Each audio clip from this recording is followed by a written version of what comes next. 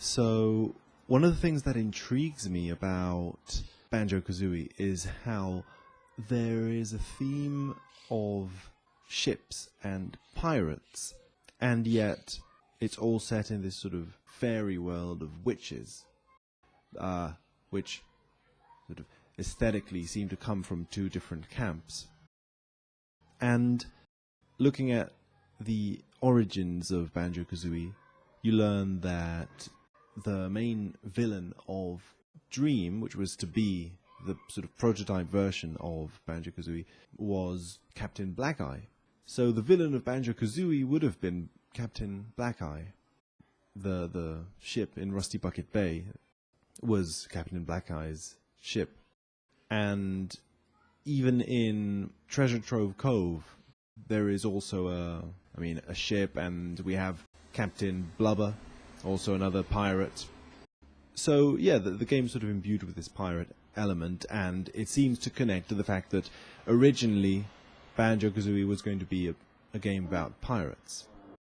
However, I think there is more to it at an unconscious level, because there is something about these ships and the way they appear that is also recurrent. For example, Captain Blubber's ship is crashed. It is crashed onto the sand, and he needs a new ship. The Rusty Bucket is, by its very name, rusty. So it's also like a ship that is dead, a ghost ship. And stretching it a bit further, there are two levels in Banjo-Kazooie that share a very similar layout as levels, and it's Clanker's Cavern and Rusty Bucket Bay. And of course, they have something in common. It's that both vessels are rusty. Clanker is rusty as well. Despite not being a ship, he is still a vessel of sorts, a shell with which to travel. So these ships are sort of crashed or unusable. And Captain Blubber gets a new vessel by the end of the game. He gets a wave racer and races into Banjo-Tooie. Sets up a wave racer shop, but it fails. So again, his second vessel has failed. He now moves on to the next vehicle, and it's a space, sort of a flying saucer. And then the flying saucer in Nuts and Bolts crashes again. So it's almost as if Captain Blubber has this recurring joke that his vessel crashes at the beginning of the game.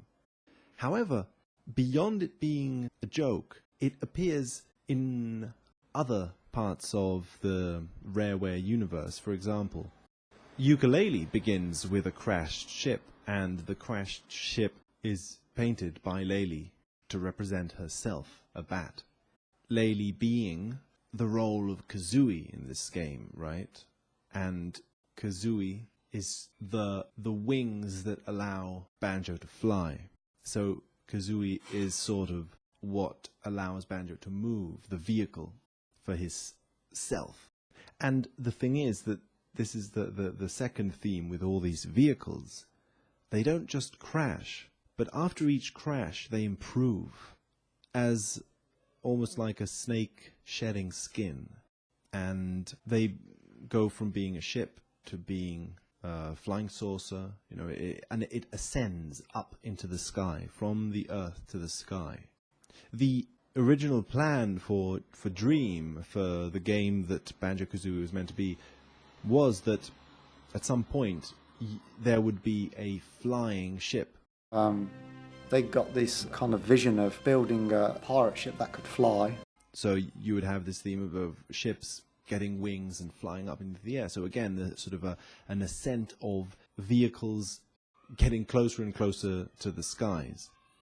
Funnily enough, this is the same theme that appears in Donkey Kong Country 3, where you slowly acquire better and better vehicles from Funky until you can fly towards the clouds and save Queen Banana Bird.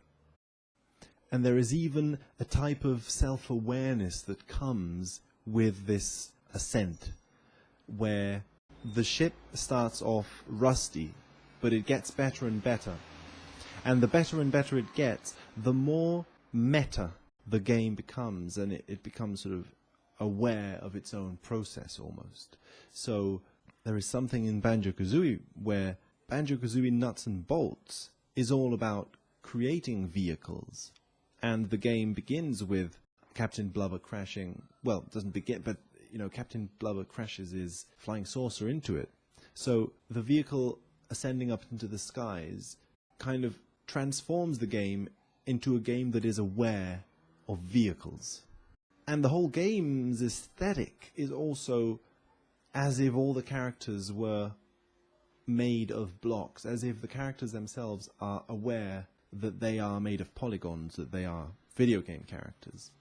Donkey Kong Country 3 as well follows a sort of path where, so for example, in Donkey Kong Country, you start off on land, but slowly ascend to the crown of Donkey Kong's head as an island, and eventually end up on King K. Rool's ship. So we acquire a vehicle. However, Donkey Kong Country 2, we abandon that vehicle and ascend up to a better vehicle. We ascend up to the flying crocodile.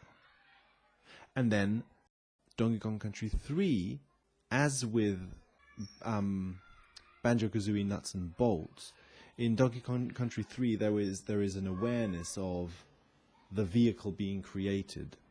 Funky sort of opens up his store, and you can see the inner workings, almost like this Wizard of Oz kind of thing, where Funky is sort of reprogramming the game from within. Once the Kongs have reached the flying croc, as with the flying saucer, that transcends to a meta game, or a meta element in the game.